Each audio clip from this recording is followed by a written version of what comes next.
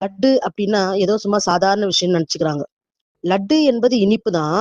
ஆனா ட்ரெடிஷனா நம்ம ஆளுங்க லட்டை ரொம்ப அறிவா பண்ணியிருக்காங்க. ஏன் அப்படின்னா இதுல நம்ம பேசின் கடலை மாவை மெயினா பயன்படுத்தி தான் லட்டுகள் செய்வாங்க. இப்ப நம்ம பல விஷயங்கள் செய்யறோம். இந்த கடலை மாவுக்கே உரித்த குணம் என்னன்னு பாத்தீங்கன்னா, அந்த இனிப்பு சுவையை உள்ள வச்சுக்கும்.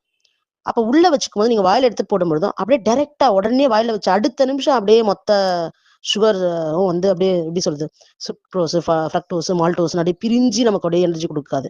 கொஞ்சம் கொஞ்சமா கொஞ்சம் கொஞ்சமா அந்த எனர்ஜி கொடுக்கும்போது பாடி அழகா அந்த ஸ்வீட் அந்த இனிப்பு அப்படிங்கிறத எடுத்துக்கும், அப்சர்வ் பண்ணும். அந்த அளவுக்கு அருமையான விஷயம் லட்டு.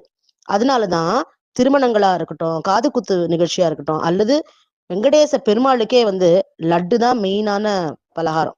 இதேதான் உங்களுக்கு அதிரசம் அப்படின்னு வரும்பொழுது கூட வெள்ளப்பாகுல தான் அந்த அரிசியை கலந்தாங்க. அதனால இரும்பு சத்துக்களும் இதுல அதிகமா